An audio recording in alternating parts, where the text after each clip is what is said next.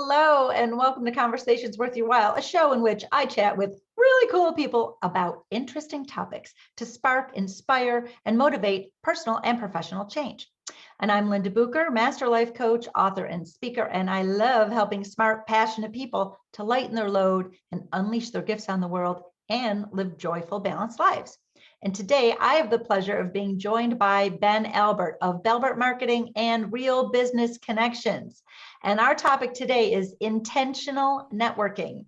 And this conversation is worth your while if you would love to more effectively serve your community. And since you know networking is good for your business, if you'd love to make it more deliberate, more enjoyable, and more effective. And we're going to cover this term. What is intentional networking? What does it mean? Why is it important? We'll cover the obstacles that many people face when it comes to networking, and we're going to show you how to make it easy and more effective so that you can better serve your clients, your business, and yourself. So, hi, Ben. Thank you for being here with me today. Linda, I'm grateful to be here. Thanks for having me. Oh, you're welcome. And so we met, you did a wonderful presentation for Grow Buffalo. And I took copious notes. And as soon as I finished that presentation, I bumped up my networking in a very, very, very intentional Mm. way. And it was just so amazing. So to me, you are the expert on intentional networking. So why don't you tell us a little bit about what you do and who you serve and why this topic is worth your while to speak with me about? Absolutely. And for anyone who feels like, I'm not an expert, I don't know much about this, I don't see myself as an expert either. I'm learning every single day. I am learning by doing it intentionally every single day. And I started my business about a year and a half ago without any book of business, with a non compete, and utilize the systems we're going to talk about today to build, scale that business, and replace my sales executive income. So, what I actually do is marketing company, Balbert Marketing. I like to say help businesses save time and make money with proven marketing systems. But the deeper level to that is I'm a question asker. I ask questions for a living. So I host the podcast, as you mentioned, Real Business Connections. And I have my marketing firm where, in this world of ever changing algorithms and different styles and industries, it's never square peg round hole. So it's all about asking the right questions, seeking the right answers, and building systems that'll actually help people long term.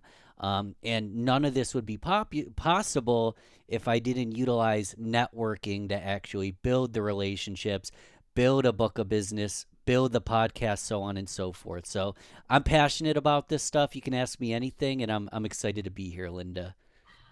Awesome. Thank you so much. All right. So let's just dive right in. So, intentional networking. It's a fabulous term. I love anything with intention because I think that's how you attract and receive the your dreams, whatever your dreams are for your business and for your life.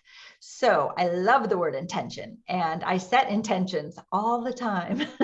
And intentional networking feels positive to me, feels very positive. So why don't you talk a little bit about why you use that term and why it's important? Yeah, like anything in life, we should be intentional. We should be deliberate. I feel like networking's not something you did, it's something you do. And I don't really even like the term networking. It's like, oh, I'm doing networking today. I'm going to go and do networking. I'm going to network. For me, it's intentionally and deliberately building strong relationships with helpful people, whether it's business or just they emotionally make you happy to, be around. Building these relationships with all the cliches of what's in it for them, not what's in it for me, but actually deliberately going in and seeking those like-minded people that you can move the needle on each other's lives, and listening for their concerns and finding ways to collaborate and finding introductions for them.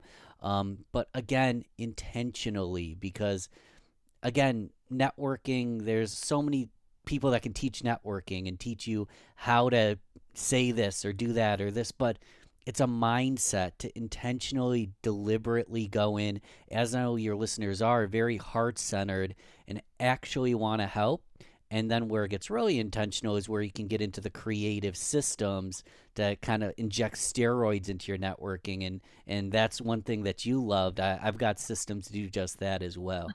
Yeah. Yeah. So basically, we've got a network anyway. Everybody knows that in their business. It's important to let people know you're there. How can you serve the world if they don't know you're there? And yeah, you can put up your website and social media, but when you network with people, you're creating a team of, of people who get to know how helpful you are. So I love that you pointed out that you're being in service. um, that networking, that's a way to look at it instead of some of the obstacles that we'll get to. A way to look at it is, how can I show up and serve in these networking meetings? How can I form relationships? Because when I form relationships, I get to help more people. And that's why I'm in it, in what I do. It's really to serve people. And when I get to help more people, then what they will organically do when the time is right and they meet the right kind of person is they'll say, oh, have you heard of Linda Bucher? She's an awesome Right. coach. I would love to connect you with her. So those connections will happen naturally, but that's not the energy that we want to go in networking. We want to go in from a place of service, from a place of being excited to make new friends and form new relationships. And when we do that, when we think of it that way, it makes it feel a little bit better. And of course, being more deliberate about it, because there's so much to learn. And you mentioned systems. This is doing a conversation worth your while is actually one of my systems for networking. And I met you at a networking event. I heard you speak. I wanted to know more. I wanted to know you. So that was, where I just deliberately sent you an email. I said, hey, Ben, I'd like to meet you. I'd like to talk. Let's set something up. So that Right. was deliberate. And it led to us having a really cool conversation. And I'm like, oh my gosh, you got to be a guest on Conversations Worth Your While. So now, this is probably our fourth conversation that you and I have had. And now I feel like I finally really know what you do. So by intentionally networking with you, I have a really good idea of what you do. And you have helped me. I haven't had to pay you any money. Just in our conversations, I have learned from you. And in today's conversation, I'm going to learn more from you. And you're going to teach some really cool things also, and share some great information and experience with our audience. And so I'm going to put a challenge out right now for our audience to intentionally network with you and I, to Mm.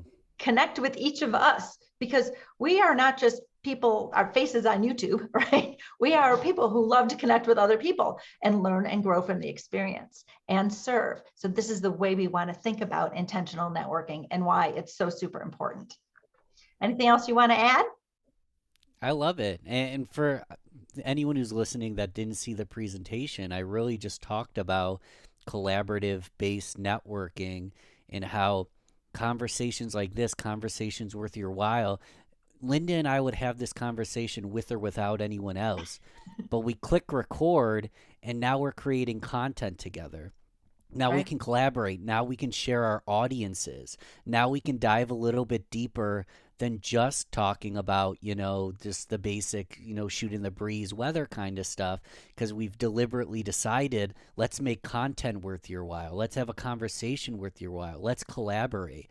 And I love to teach and empower people to be collaborating, because as I say this, it I'd like to believe at least attracts those similar people to you. So if you want to create content, if you want to collaborate, you want to put that out into the world, and then people that are similar and like-minded to you will enter into your sphere, and then you guys can collaborate and get to know each other and continue planting seeds and making introductions until you've got an endless network of awesome people. And at the end of the day, it's not just about building a network of referral agreements. It's about building advocates and cheerleaders and mastermind people that are going to make you a better person, which ultimately will make you a happier person and a better business person and a better networker. It all comes into play, but we need to come in deliberate and intentional, and we need to help people and not be selfish, to allow that to be possible. Does that make sense? It sure does. Very beautifully said. Thank you, Ben. So I have run across many business owners who are different than I am. Like I'm like a butterfly on steroids. I'm like, oh, new people. I get to meet new people. Let's go in. Let's meet new people. I have a big energy. I walk in. I introduce myself. I have this level of confidence. I know what I do. I know who I serve. I've come far enough as an entrepreneur and being a raging extrovert by nature. Networking is not difficult for me. However, there are obstacles, some that I once in a while will hit me like, whoa, and I'll tell a little story about that in a minute. But obstacles to networking, especially from people who are a little more introverted and their energy kind of gets zapped when they're in a big group of people, right? It kind of sucks their energy. Empathic people have a difficulty being around other people who are experiencing anxiety or whatever, because they feel all of that. So there's some real barriers and obstacles to get over when it comes to networking. So even if in your mind you say, oh, this is a great idea and I want to do it, for some people they get like a little, oh, but I just the thought of it, like I just want to stay home. I don't want to do, I don't want to go. I don't want to do this. So what are some obstacles that you have encountered maybe with your clients or it just in your networking circles? Yeah, I think we're all on a spectrum, but I'm probably more towards the introverted side. I'm not a full-blown introvert, but I'm a quiet guy. And for example, I had a tough couple days, Linda. Our heat went out. It's been like 50 degrees. We've been making fires to stay warm. It's been ridiculous. And then, so I'm not in the best mood today, right? And that's okay. And I like surrounding myself with people like you because you are full of energy and you can lift me up. We all have our strengths and we all have our weaknesses. I luckily was able to capitalize on a virtual world. So I personally started a podcast, and as a quiet listener who likes to ask questions for a living, the podcast medium virtually was perfect. Everyone was home at work, and I was able to reach out to people on LinkedIn, connect with them, and have a deep dive conversation. So if someone feels like they can't just walk into a room of 100 people where everyone's wearing pantsuits, suits, and ties, and they feel nervous or anxious, I'm the exact same way. I'm like you. And it doesn't always get easier overnight. But one thing I'd say is by surrounding myself with people like Linda, she can be the life of party. So maybe you want those more extroverted, outgoing people in your life. And if you're a quieter person, you want to be surrounded by people like that. If you are, an extroverted person, you also want to surround yourself with some of the quieter people because they can often be great connectors. Because that's another thing for someone who feels like I'm anxious or I don't know how to network. If you can learn how to connect, where every conversation creates a new pathway, a new connection opportunity. People will love that you're the one making introductions and you become the center of the world. And you didn't even really have to say a word other than Linda, meet Mark, Mark, meet Elizabeth. So Right. my point here is that Linda and I are both probably would have a very different style. So don't Mhm. just assume the way I do things or the way Linda does things or a one size fits all. Find the fit for you. That could be virtual. That could be through DMing people on LinkedIn and then getting on a phone call. That could be at big mastermind networking events. Try all of it or try what you're most comfortable with. And you'll find it's worthwhile long term. Absolutely. So I've been on a lot of Zoom calls over the last 2 years, as everyone has, I believe, and a lot of networking Zoom calls where you get your 30 seconds to say your power statement of, who you serve, who you are, what you do. And then some of these really great events have little breakouts where you're in a small group. And when that's kind of a little bit more comfortable, it's like being physically at a networking event where you're just standing with like three people. You don't have to reach out to absolutely everybody in the room. You just have this little pod of three or four other people. And these networking events are pretty nice because they give you a little question to ponder or something to discuss while you're in the little breakout. And so this virtual world has given us some really nice ways to approach when we're doing it more in a physical world Hmm. as well. And so, but I wanted to talk a little bit about anxiety So obviously there's the anxiety before you even get there, right? There's the, oh my gosh, I'm going to have to get out of my shell. What if you're not clear on your power statement? Like, that's that you, if you don't know how to talk about what you do, or if when you talk about what you do, people look confused instead of curious, right? Because you want them to get that, ooh, tell me more, right? If they're not asking you to tell you more, then you haven't been clear enough, right? So that's an obstacle, is when you don't have that clarity of your message, right? And so that can make it a little nervous to get there, right? To get into a place where you got to tell your message in 30 seconds. Oh my God, nah, right? And you're reading something or whatever. So that can be an obstacle. Another thing that can cause anxiety is everybody's empathic in some way. I'm not a high empath. I have a son who's a high empath, but I'm like probably an average empath. And so for the most part, because I am exuding a lot of energy outwards, that's kind of like, I don't feel a lot of stuff coming in from other people until I'm quiet. And then when I'm quiet, I can feel it, but only, but not all the time. However, I remember walking into this giant networking event, big giant networking event. There were hundreds of people there, everybody in their suit and tie, downtown in some fancy venue. And I walked in and I didn't identify it at first because I thought it was me, that I all of a sudden was having this lack attack. I'm not enough. No one here is going to want what I have to give, right? That was all happening a lot in my mind. Now, being a coach, and knowing okay, that's baloney, Linda, you know how to get over that in like 5 seconds or less. So what I did is I actually just kind of went into a corner. I did not face the corner. I went into a corner and I cleared my energy and I took a deep breath.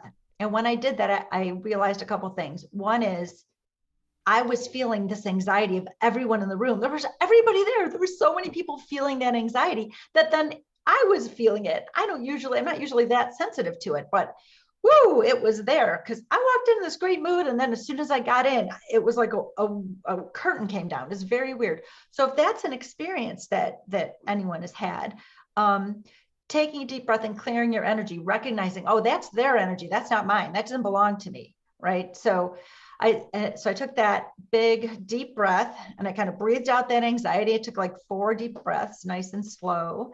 And then I set an intention to just kind of weather vane myself around the room until I got an internal nudge to stop here and talk to these people. So instead of like standing, waiting, like, oh, did you notice me? Talk to me. I was walking the room and all of a sudden I felt compelled to just stop with this group. And I made a beautiful connection. And we had a lunch, this woman and I learned a lot about what she does. And I learned a lot about customer service. She was a customer service executive. And it was a really beautiful thing. But I stopped the pressure. I stopped the anxiety, cleared my energy, set an intention. What do I really want to get out of this networking event? And I said, I just want to meet some cool people. That's it. No pressure. Like I wasn't pressured. Like I got to get 6 phone numbers and I got to make connections and I got to make some sales. Like, what do I really want to get? What's my intention for this networking?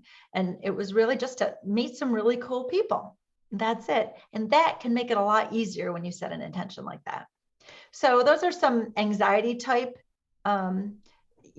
obstacles and some other obstacles to get over, and we can talk a little bit more about how to get over these obstacles. So I'm going to let you go first. These obstacles that you see a lot, what are some pragmatic ways, things that people can do right now to intentionally network and make it feel better for them? Sure. I'd be authentic and I wouldn't be afraid to be different. It sounded like even in your scenario, everyone has that same anxiety. Yeah. We are all the same. We are all just human. We have bad days. And it is possible that if you have anxiety and someone else does, and you walk up and you just say, hi, what do you do? It's going to sound like any other conversation, and people might be not wanting to talk. Who knows? But if you walk up and just say something a little different, like, what brought you here today? I'm really nervous, to be honest with you. I don't even know why I showed up. I'm having anxiety. I don't know about you. Again, if that's authentic to you, again, that's, I don't know, that I probably wouldn't say that. Actually, Ben probably would say that to get started because you got to get some wins. You got to talk to people. But if you ask someone, hey, what brought you here today? Why are you here? Not what who do you serve or what do you do? Just what brought you here today? Give them an opportunity to speak, listen, and share. It doesn't have to be transactional. I would also say you were kind of touching on it before, a lot of people don't understand what their quick, elevator speech would be or their what power statement Power would be. statement. That's, yeah. Power statement. I think that's okay too. I don't have a power statement when I'm meeting new people. I say whatever comes to light based on the circumstance. So if I say, "Hey Linda, why are you here today?" and she's like, "Hey, I just want to meet new people and have good conversation." I'd be like, me too. Like it's my role. I podcast, right? And part of why I podcast is I like to have conversations and connect people. It's nice to meet someone who's not here just for a transaction. So Mhm. again, don't be afraid to be different. Don't be afraid to be raw. Don't be afraid to be real. Don't think you have to have a perfect power statement. Don't think you have to have the perfect close. If you have an anxiety, a lot of people in the room have it as well. And maybe someone doesn't, but they'll be happy to carry you. And I like this. I'm gonna take a chance on this person and make a couple introductions. Then you're warm and you're talking to people, and 10 minutes in, you're having fun when the first 10 minutes stunk. So, Right. Right. but Yeah. none of it's gonna happen if we don't show up, and none of it's gonna happen if we don't try. And even if we walk out and we see it as a failure, that is still a life experience. That next time we can do it better, or maybe you want to do the virtual route, or it's up to you. Course correct, but go out and try, people. Yeah. So set that intention, um, which could be as simple as like you're saying, I just, want to meet some cool people. That's it. Just want to meet some cool people. Set that intention, show up to serve. And when you show up to serve, you're making it about the people you meet instead of making it about yourself. I They'll want to ask put you a if they want to know more. Go ahead. They will. And I just want to put an exclamation point on that. So, a lot of times, let's say you're going out alone, you feel like imposter syndrome, you're not cool, you're not well connected. There is nothing more just attractive and fun than I thought this would be a really good time. And I came alone because I just wanted to meet really cool people. People aren't going to be like, oh, he has no friends. If you just say, hey, I just want to meet some cool people, people will be attracted to the fact that you're just out there to have a good time. It's be yourself. Right. Be yourself. Exactly. And I love that you pointed out that one way is good for one person, another way is good for another person. So thank you, Ben. This has been a super awesome conversation. So thank you for being on Conversations with Your Wild. And I know you have something that you would like to share with our audience, some little value tool so they can learn a little bit more from you. Can you tell us about it? Yeah, so balbertmarketing.com/secret. So B as in Ben, Albert as in Albert Einstein, but a little bit smarter. If you go to balbertmarketing.com/secret, I have a marketing resource cheat sheet of all my favorite marketing tools and resources. There's also my contact form. I never charge people to strategize. Long term, I probably will have to.